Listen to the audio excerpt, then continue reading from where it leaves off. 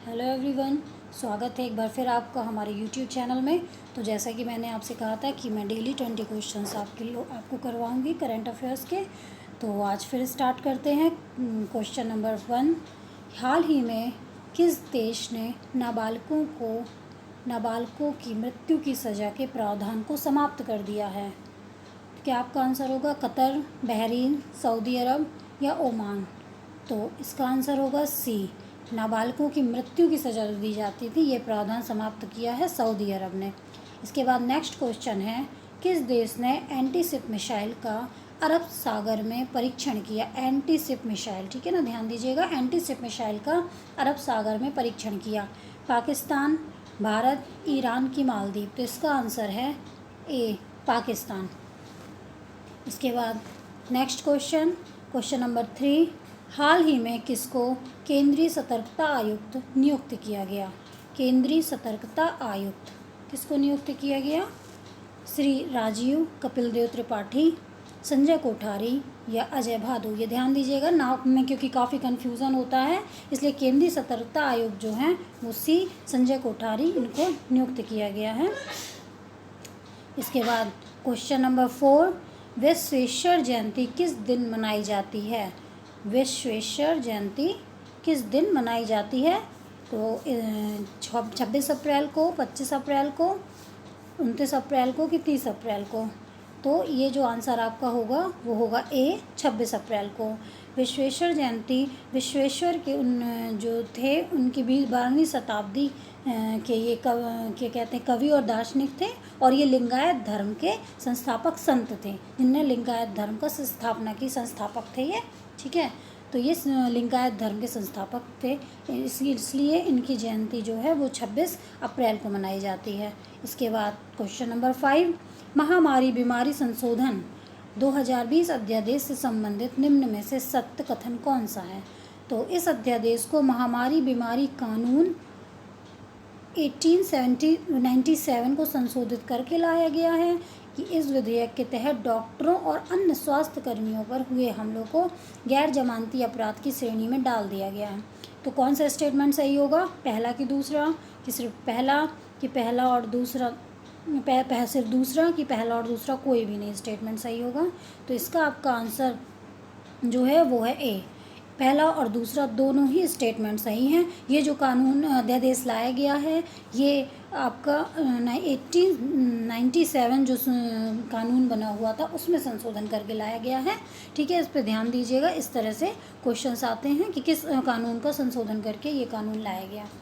इसके बाद question number 6 है, केंद्रीय मानव संसाधन मंत्रालय ने विद्यादान 2.0 लॉन्च किया, इसका मुख्य उद्देश्य क्या है? विद्यादान 2.0 ई मेडिसिन की सुविधा के लिए, ई लर्निंग सामग्री की सुविधा के लिए, ई मार्केटिंग की सुविधा के लिए, या उपयुक्त में से कोई नहीं? तो इसमें आपका आंसर होगा बी, ई लर्निंग सामग्री की सुविधा के लिए विद्यादान 2.0 जो है इसको लॉन्च किया गया है, ई लर्निंग की सुविधा के लिए, ठीक है। इसके बाद क्वेश्चन नेक्स्ट है 7, हाल ही में सुप्रीम कोर्ट ने अनुसूचित जनजाति शिक्षकों की नौकरी में 100% आरक्षण को मान्य नहीं ठहराया है। यह प्रावधान किस राज्य में लागू था? यानी किस राज्य में 100% आरक्षण का प्रावधान था? महाराष्ट्र, झारखंड, आंध्र प्रदेश की उड़ीसा? तो ये जो प्रावधान था वो आंध्र प्रदेश में इस तरह का प्रावधान था जिसे सुप्रीम कोर्ट ने मान्य नहीं ठहराया है। और इस तरह का प्रावधान जो है अनुसूचित क्षेत्र स्कूलों में शिक्षकों की नौकरी में जो है अनुसूचित जनजाति के अभ्यर्थियों के लिए 100% आरक्षण का प्रावधान किया गया था, ठीक है ना, शिक्षकों की नौकरी के लिए किया गया था इस तरह का प्रावधान, जिसे सुप्रीम कोर्ट ने वैध नहीं माना है। इसके बाद नेक्स्ट है, किस कंपनी ने हाल ही में रिलायंस इंडस्ट्री की जियो प्लेटफॉर्म्स में 9.9 की हिस्सेदारी खरीदने का ऐलान किया है? 9.9 हिस्सेदारी किस कंपनी के लिए? फेसबुक से, इंस्टाग्राम, ट्विटर या माइक्रोसॉफ्ट? तो इसका आपका आंसर होगा ए, फेसबुक के साथ रिलायंस इंडस्ट्री ने जियो प्लेटफॉर्म में 9.9 की हिस्सेदारी खरीदने की बात की है, फेसबुक ने, ठीक है, ध्यान दीजिएगा, फेसबुक ने। इसके बाद नेक्स्ट है, कोविड-19 से लड़ने के लिए आप्तमित्र हेल्पलाइन और एप्लीकेशन किस राज्य सरकार ने इस तरह की हेल्पलाइन शुरू की थी? आप्तमित्र हेल्पलाइन है ये। आप्तमित्र हेल्पलाइन हरियाणा, दिल्ली, कर्नाटक कि मध्य प्रदेश? तो इसमें आपका आंसर होगा सी, कर्नाटक। कर्नाटक सरकार ने आप्तमित्र हेल्पलाइन शुरू की और इसकी इस एप्लीकेशन को कोविड-19 से लड़ने के लिए तैयार किया गया था, क्योंकि इस तरह से काफ़ी ऐसी एप्लीकेशंस और कई ऐसी परियोजनाएं चलाई गईं जो कि महामारी को देखते हुए शुरू की गई थी। इसमें इस तरह के क्वेश्चन में कन्फ्यूज़न भी हो सकता है, पर थोड़ा सा फोकस करिए, क्लियर रहेगा, क्योंकि इसमें काफ़ी कन्फ्यूज़न के क्वेश्चन बन सकते हैं, क्योंकि एक साथ कई चीज़ें जो हुई इस वजह से कन्फ्यूज़न होने की संभावना ज़्यादा है। तो ये ध्यान दीजिए, आप्तमित्र हेल्पलाइन जो है वो कर्नाटक सरकार द्वारा शुरू की गई।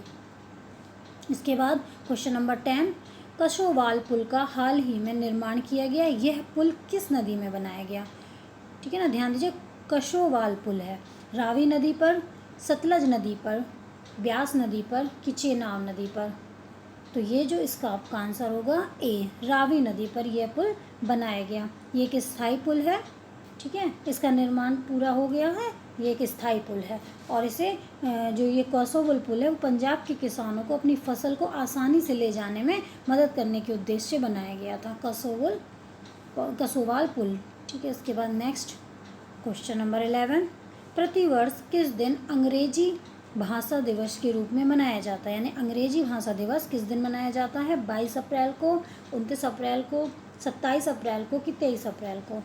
तो इसका आंसर है डी, 23 अप्रैल को प्रत्येक वर्ष अंग्रेजी दिवस मनाया जाता है। इसके बाद क्वेश्चन नंबर 12, हाल ही में प्रधानमंत्री ने ई ग्राम स्वराज एप्लीकेशन लॉन्च की, इससे संबंधित क्या सत्य है? यानी कौन सा स्टेटमेंट सही है? इसके तहत ग्रामीण भारत में एक एकीकृत संपत्ति सत्यापन समाधान प्रदान किया गया। एकीकृत, ध्यान दीजिएगा, एकीकृत संपत्ति सत्यापन समाधान, यह सत्यापन ड्रोन की मदद से किया जाएगा। तो इसका आंसर कौन सा स्टेटमेंट सही होगा इसमें? केवल एक कि केवल दो कि एक और दो कि कोई भी नहीं? तो इसका आपका आंसर है एक और दो, दोनों स्टेटमेंट सही है। यानी कि ई ग्राम एप्लीकेशन जो स्वराज एप्लीकेशन हुई, इसमें एकीकृत संपत्ति सत्यापन यानी कि ड्रोन की मदद से एक साथ इस तरह के सब सत्यापन करना कि इस तरह से प्रावधान किया गया। इसमें डिटेल में बहुत ज़्यादा नहीं जाते, क्योंकि जल्दी जल्दी फिर क्वेश्चंस नहीं कंप्लीट होंगे, इसलिए आपको क्विक रिवीजन करवाना है। एग्ज़ाम की चूँकि डेट आ गई है, जल्दी है, इसलिए हम कोशिश कर रहे हैं कि जल्द से जल्द आपको क्वेश्चन, इसलिए हम बहुत डिटेल में नहीं जा रहे हैं। ठीक है, तो नेक्स्ट बढ़ते हैं नेक्स्ट क्वेश्चन में कि प्रतिवर्ष विश्व टीका दिवस सप्ताह मनाया जाता है। इस वर्ष यह सप्ताह कब मनाया गया? 24 से 30 अप्रैल को, 23 से 29 अप्रैल को, 22 से 28 अप्रैल को, 21 से 27 अप्रैल को? तो इसका आंसर है 24 से 30 अप्रैल को विश्व टीका सप्ताह दिवस मनाया गया, 24 से 30 अप्रैल को। नेक्स्ट क्वेश्चन है, प्रत्येक वर्ष 26 अप्रैल को विश्व बौद्धिक संपदा दिवस मनाया जाता है। इस दिन यह क्यों मनाया जाता है? किस लिए ये दिवस मनाया जाता है? इस दिन कई देश विश्व बौद्धिक संपदा से जुड़े थे। इस दिन विश्व बौद्धिक संपदा संगठन की स्थापना हुई थी। कि इनमें से दोनों सही हैं या कोई भी सही नहीं है? तो इसका आपका आंसर है बी, इस दिन बौद्धिक संपदा संगठन की स्थापना हुई थी, इसलिए 26 अप्रैल को यह दिवस मनाया जाता है। अब इसके बारे में थोड़ा सा और जान लेते हैं। विश्व बौद्धिक संपदा दिवस जो है वो नवाचार और रचनात्मकता को बढ़ावा देने के लिए, ये बौद्धिक संपदा अधिकारों की भूमिका के बारे में जागरूक करने के लिए दिवस मनाया जाता है। इसलिए इसे प्रत्येक वर्ष 26 अप्रैल को मनाया जाता है। इसके बाद नेक्स्ट है, ऑपरेशन ट्विस्ट से संबंधित निम्न में से कौन सा कथन सही है? इस ऑपरेशन को भारतीय रिजर्व बैंक ऑफ इंडिया ने शुरू किया। यह ऑपरेशन जो हुआ, ये देश की आर्थिक हालात के सुधार के लिए एक मौद्रिक कदम है। तो इसमें से कौन सा स्टेटमेंट सही है आपका? पहला कि दूसरा? इसमें दूसरा है, दो के से इसमें 1 और 1 लिख गया है, तो ठीक है, इसमें पहला और दूसरा सही है कि सिर्फ पहला सही है कि दूसरा सिर्फ सही है और कि दो कोई भी सही नहीं है? तो इसका आपका आंसर होगा ये वाला पहला ए यानी कि पहला और दूसरा दोनों स्टेटमेंट सही है, यानी ऑपरेशन ट्विस्ट जो है वो भारतीय रिजर्व बैंक ऑफ इंडिया द्वारा शुरू किया गया और इसके लिए ऑपरेशन जो है आर्थिक हालात को सुधारने के लिए ये एक मौद्रिक कदम उठाया गया था इसके तहत, इसके जरिए। इसके बाद नेक्स्ट क्वेश्चन नंबर 16, तियानवेन नामक मंगल अन्वेषण मिशन किस देश द्वारा शुरू किया गया? तियानवेन A1, ठीक है, उत्तर कोरिया, दक्षिण कोरिया, चीन की जापान। तो इसका आपका आंसर होगा ए, उत्तर कोरिया, सॉरी इसका आंसर होगा सी इसका आंसर होगा चीन द्वारा इस मिशन के शुरुआत की गई। इसके बाद क्वेश्चन नंबर नेक्स्ट 17, नूर उपग्रह जो एक अन्य सैन्य उपग्रह है किस देश द्वारा लॉन्च किया गया? ईरान, पाकिस्तान, नूर उपग्रह, ध्यान दीजिएगा, नूर उपग्रह, ठीक है, जो एक सैन्य उपग्रह है, ईरान, पाकिस्तान, इराक की सऊदी अरब, किसके द्वारा ये शुरुआत की गई, मतलब इस उपग्रह की शुरुआत लॉन्च किया गया, सॉरी, इसका आपका आंसर है ईरान। नूर उपग्रह ईरान के द्वारा लॉन्च किया गया जो कि एक सैन्य उपग्रह है। नेक्स्ट क्वेश्चन नंबर 18, कोविड-19 के कारण अम्बुबाची मेला इस वर्ष रद्द कर दिया गया। इस मेले का आयोजन किस राज्य में होता है? कौन सा राज्य इसका आयोजन करता है? अरुणाचल प्रदेश, नागालैंड, मेघालय की असम। जिसका आपका आंसर है डी, असम, यानी असम में अम्बुबाची मेले का आयोजन किया जाता है। ये जो त्यौहार है, मेला है, वो कामाख्या मंदिर है वहाँ पर आयोजित होता है, मेला लगता है, ठीक है। तो ये असम में आयोजित होता है ये मेला। इसके बाद क्वेश्चन नंबर 19, किस राज्य सरकार ने कोविड-19 संक्रमित होने वाले पत्रकारों के लिए बीमा कवर प्रदान करने का निर्णय लिया था?